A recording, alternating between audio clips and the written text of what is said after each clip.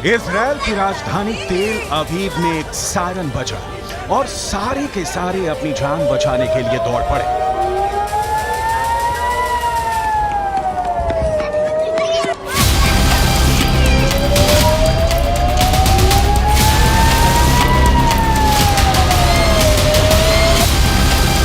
जो जहां था वहीं से सुरक्षित बंकरों की तरफ भागा।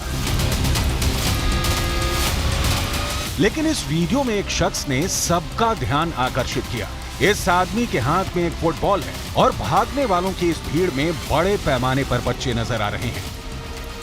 मतलब साफ है, इजराइल के अंदर राजधानी तेल अवीव में इजराइल के बच्चे खेल रहे हैं और उनको अपनी जान बचाने के लिए सायरन सिस्टम से अलर्ट मिल रहा है। दूसरी तरफ हमास के दुस्साहस की वजह से गाजा के अंदर मासूम बच्चों की लाशें बिछ रही हैं।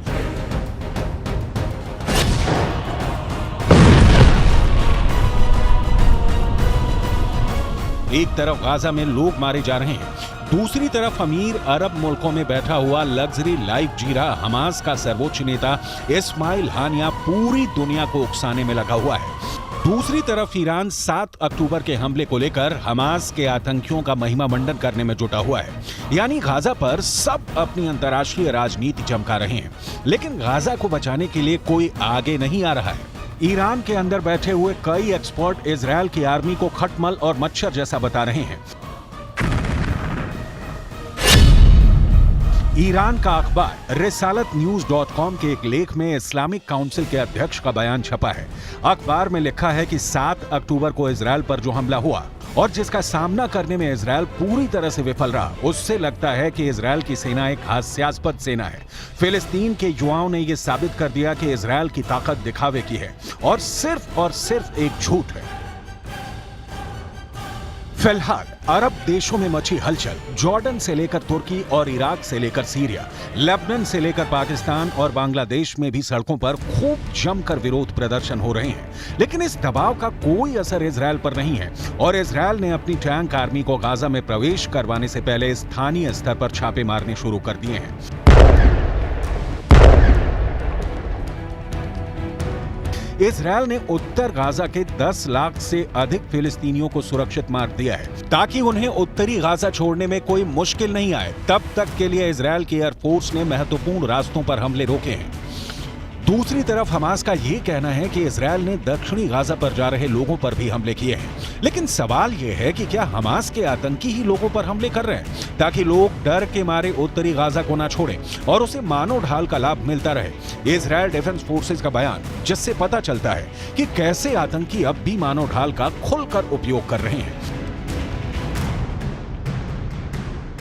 Want civilians not to be affected by the war. We didn't put those civilians there. They are not our enemy. We are not trying to kill or injure any civilians. We are fighting against Hamas. That needs to be abundantly clear.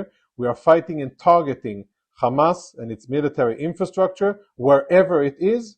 That's where we target it, and we have targeted around the Gaza Strip and in the northern part of the Gaza Strip. We have seen a significant movement of Palestinian civilians towards the south. Extremely sad and worrying to see is the fact that Hamas actively undermines and has tried to stop Palestinian civilians from evacuating that area, both via messages and also checkpoints and stops on the ground, according to reports made by international media. That, I think, is the peak of cynicism, the fact that Hamas not only holds civilians as their human shields, not only does Hamas embed itself within the civilian population and tries to use them as a disguise.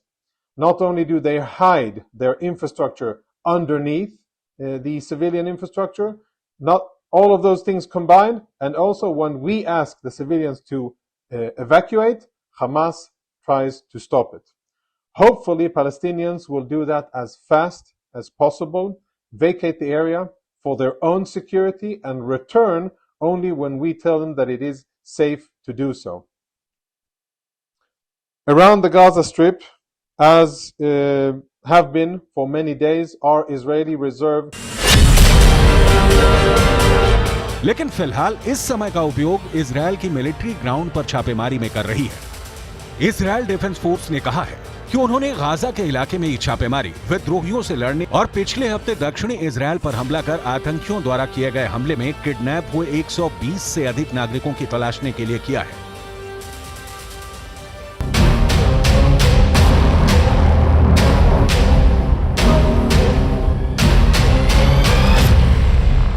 Gaza के अंदर इस वक्त की हालत यह है कि फिलिस्तीन के अरबी भाषा के अखबारों के मुताबिक गाजा में दवा की कमी 44% हो चुकी है। गाजा में बिजली की कमी 80% हो चुकी है। गाजा के अंदर 20% बिजली अभी तक जनरेटर से पैदा हो रही थी, लेकिन ईंधन की कमी की वजह से अब जनरेटर भी बंद होने लगे हैं और इसकी वजह से गाजा के अस्पतालों में इलाज में भी दिक्कत आ रही है, क्योंकि वहां बिजली की आपूर्ति में कठिनाई हो रही है। गाजा के अस्पतालों में नाकेबंदी की वजह से चिकित्सा उपकरणों की कमी 33% तक हो चुकी है। अस्पतालों के ब्लड बैंक में खून तेजी से खत्म हो रहा है। अब सवाल ये उठता है कि आखिर गाजा में मौजूद 20 लाख से ज्यादा लोग क्या करेंगे। जाहिर सी बात है कि इजिप्ट की सरकार की तरफ से कूटनीतिक बयान ये आया है कि लोग गाजा पट्टी को नहीं छोड़ें, क्योंकि अगर गाजा खाली हो गया तो इजरायल जमीन पर कब्जा कर लेगा और फिर उनको वो जमीन वापस नहीं मिल पाएगी। ऐसे में अगर गाजा के लोग जहां हैं वहीं रहेंगे तो जाहिर सी बात है कि फिर इस आशंका से इनकार नहीं किया जा सकता है कि हमास गाजा के लोगों को भी युद्ध लड़ने के लिए मजबूर कर दे।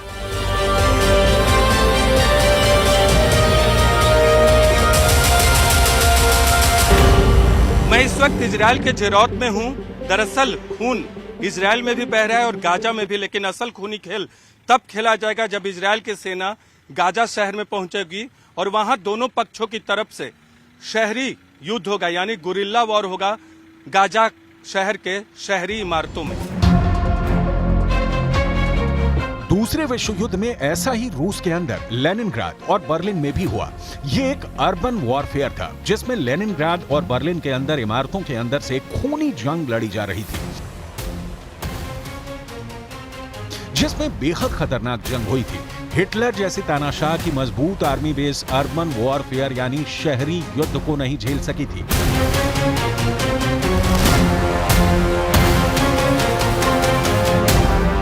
और कुछ ऐसा ही युद्ध अब गाजा के अंदर होने जा रहा है।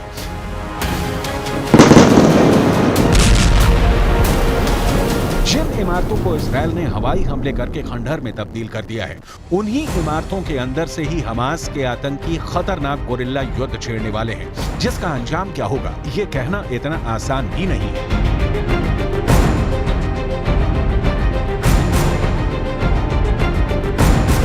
फिलहाल स्थिति यह है कि इजरायल की फोर्स इंतजार करेगी कि जब तक गाजा के अंदर बिजली, पानी और खाने की कमी से हाहाकार न मच जाए। हमास के आतंकियों को भूखा ही मार देना इजरायल की पहली स्ट्रेटजी है।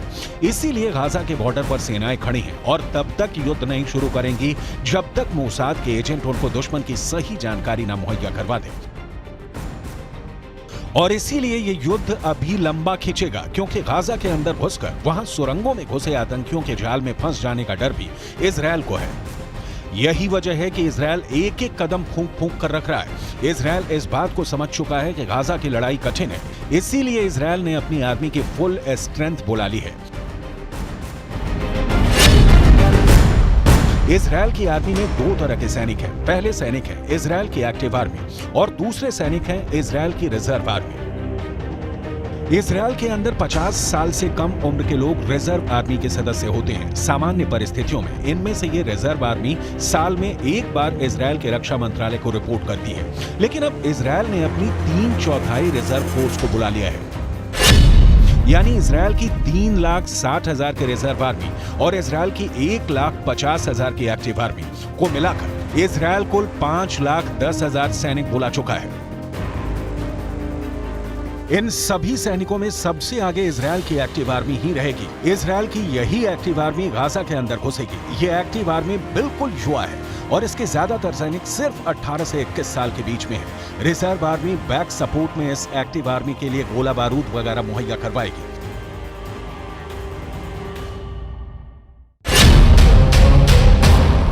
दूसरी तरफ अनुमान है कि हमास के पास करीब 20,000 लड़ाके हैं और संगठित होने पर हमास के लड़ाकों की संख्या 40,000 तक भी पहुंच सकती है। हमास के लड़ाकों की संख्या इजरायल की आर्मी की संख्या में कम है, लेकिन जब हमास के लड़ाके गोरिल्ला युद्ध शुरू करेंगे तो इजरायल के सैनिकों को ज्यादा मुसीबत झेलनी पड़ सकती है, क्योंकि हमास के लड़ाके गाजा के चप्पे चप्पे से वाकिफ हैं। लेकिन अरब देशों के मीडिया के अंदर इस वक्त हड़कंप मचा हुआ है। अरबी भाषा के अखबार अल कुद्स ने अपने एक संपादकीय में लिखा है कि जब हमास के लड़ाकों की संख्या ही ज्यादा से ज्यादा 40,000 है, तो फिर आखिर क्या वजह है कि इजरायल ने 5 लाख से ज्यादा सैनिक इकट्ठा कर लिए हैं।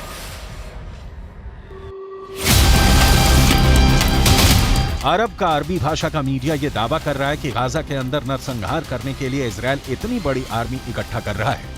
लेकिन जापान में इजरायल के राजदूत ने कहा है कि इजरायल का दुश्मन हमास है, गाजा पट्टी के लोग नहीं। लेकिन सवाल यह है कि आखिर सिर्फ शब्दों से गाजा पट्टी के अंदर मौजूद लोगों की जान बच पाएगी, इसकी कोई गारंटी नहीं है। कुल मिलाकर गाजा पट्टी का युद्ध इतिहास के सबसे खूंरेज युद्ध में गिना जाने वाला है, जहां उन लोगों के भागने के लिए कोई जगह नहीं है जो गाजा से भागना चाहते हैं।